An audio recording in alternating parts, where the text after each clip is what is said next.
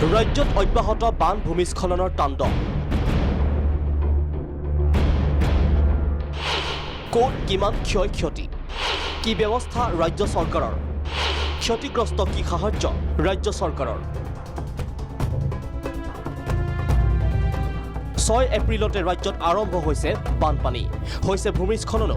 শেহতীয়াভাৱে তৃতীয়টো বানে অধিক ভয়াৱহ ৰূপ ধাৰণ কৰিছে। ৰাজ্য চৰকাৰৰ শেহতীয়া তথ্য অনুসৰি 34খন জিলাৰ 143 ৰাজহ চক্ৰৰ 7,716 গাঁও ক্ষতিগ্ৰস্ত। 48,02,364 লোক বানৰ কবলত।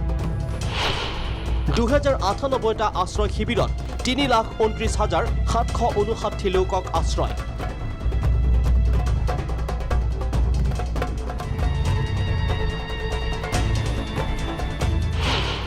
(2007) সাহায্য কেন্দ্ৰত অব্যাহত সাহায্য বিতৰণ। 71 লোকে প্ৰাণ হেৰুৱাৰ লগতে উদ্ধাৰ 29,743 লোক। 27 জন লোক সন্ধানহীন। ৰাজ্য চৰকাৰৰ শেহতীয়া তথ্য অনুসৰি 14,957টা ঘৰ সম্পূৰ্ণ ধ্বংস। 1,06,852 ঘৰৰ আংশিক ক্ষতি। মৃত্যু 2,404 পশুধনৰ। সাহায্যৰ ক্ষেত্ৰত কোনো কম্প্ৰমাইজ কৰা নহয় বুলি ঘোষণা কৰিছে বিভাগীয় মন্ত্ৰী যোগেন মোহনে।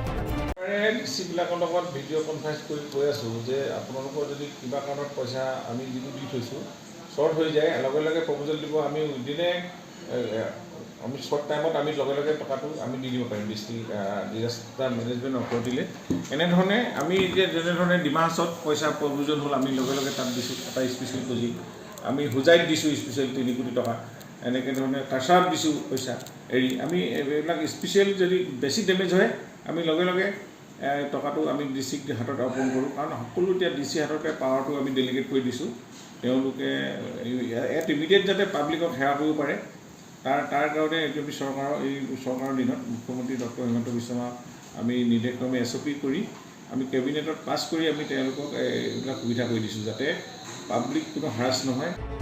দুৰ্যোগ ব্যৱস্থাপনা বিভাগত তথ্য অনুসৰি এই পৰ্যন্ত বিতৰণ কৰা হৈছে 52,20,111 কুইণ্টেল চাউল, 10,256.42 কুইণ্টেল দাইল, 1,53,325.72 কুইণ্টেল মিঠাতেল।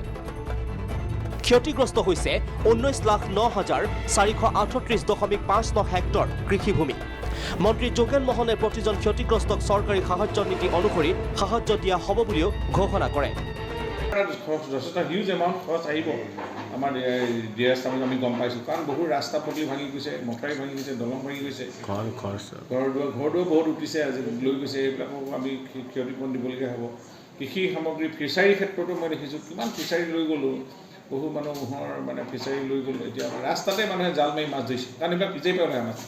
মই কালি দেখিছোঁ গোৱালপাৰাত, আগদিনা নলবাৰীতো যাওঁতেও দেখিছোঁ ৰাইজৰ যিসকল মাছ পালক আছিল সেইবিলাকৰ যথেষ্ট ক্ষতি হৈছে। আমি চৰকাৰী নিয়ম মতে আমি যিমান দিব লাগে তেওঁলোককো আমি ক্ষতিপূৰণ দিয়াৰ আমাৰ ব্যৱস্থা আছে। খেতি হওক, ফিচাৰী হওক, পশুধন হওক, যিমান যি ক্ষতি হৈছে আমাৰ গাইডলাইন মতে আমি সাহায্য দিয়াৰ ব্যৱস্থা আছে আৰু ডিচিক আমি প্ৰপ'জেলবিলাক ৰেডি কৰিবলৈ কৈছোঁ। অৱশ্যে 6 এপ্ৰিলৰ পৰা 19 জুন পৰ্যন্তহে তথ্য।